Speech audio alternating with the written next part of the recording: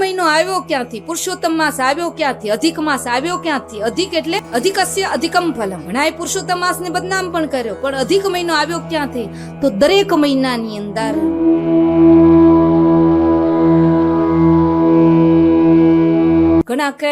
ઘણા અધિક માસને બહેનોને બદનામ કરી દીધા.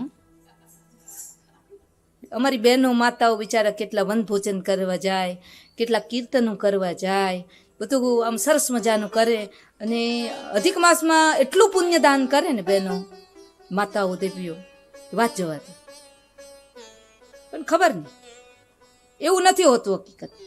પણ હવે તમે અધિક માસ કોને કયો છો એ મારે તમારી પાસે જાણવું છે. ચાલો, તમે કોને અધિક માસ કહો છો? તમારી પાસે છે વ્યાખ્યા પ્રમાણભૂત? આપણે કારતક માસને કારતક માસ કહીએ છીએ, એનું કારણ શું?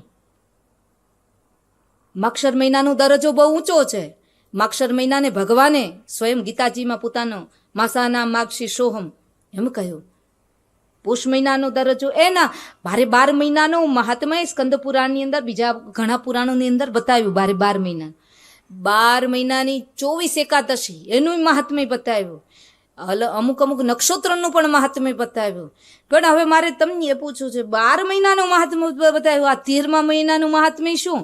એટલે અપર મહિનો આવ્યો ક્યાંથી? પુરુષોત્તમ માસ આવ્યો ક્યાંથી? અધિક માસ આવ્યો ક્યાંથી? અધિક એટલે અધિકસ્ય અધિકમ ફલમ.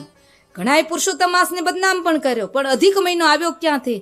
તો દરેક મહિનાની અંદર જે કલાકો, મિનિટો, દરેક મહિનો પૂરો થાય, પંચાંગ, કારતક મહિનો, જાન્યુઆરી ફેબ્રુઆરીની છોડો, એ તો બધું વેસ્ટર્ન કન્ટ્રીનું છે. પણ કારતક મહિનો, માક્ષર મહિનો, આવા 12, 13, 36 મહિનાની અંદર જે વધ્યું હોય ને, થોડું વધે ને, તિથિઓ પક્ષમાં જે કંઈ પણ વધે, એ જે વધ્યું એનો જે મહિનો બનાવ્યો એનું નામ અધિક માસ. તમે ને હું બધા જીવીએ છીએ. અધિક માસની અંદર પંચાંગમાં તમે જોઈ લેજો, સૂર્ય સંક્રાંતિ નહીં હોય.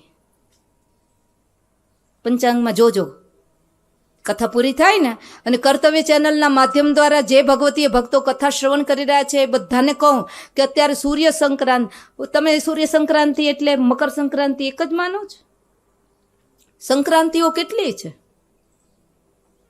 જ્યારે સૂર્ય દરેક મહિનામાં એક રાશિમાંથી બીજી રાશિમાં જાય, દરેક મહિનાની સંક્રાંતિ એટલે 12 સંક્રાંતિઓ આવે છે.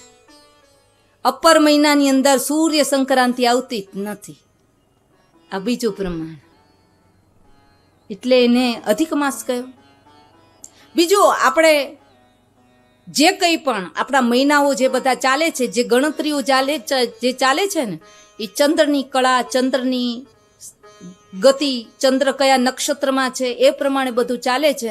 એટલા માટે કોઈ પણ વ્યક્તિ જે નક્ષત્રમાં જન્મ્યો હોય, ચંદ્ર કયા નક્ષત્રમાં છે એના ઉપરથી એનું નામાકરણ કરવામાં આવે છે.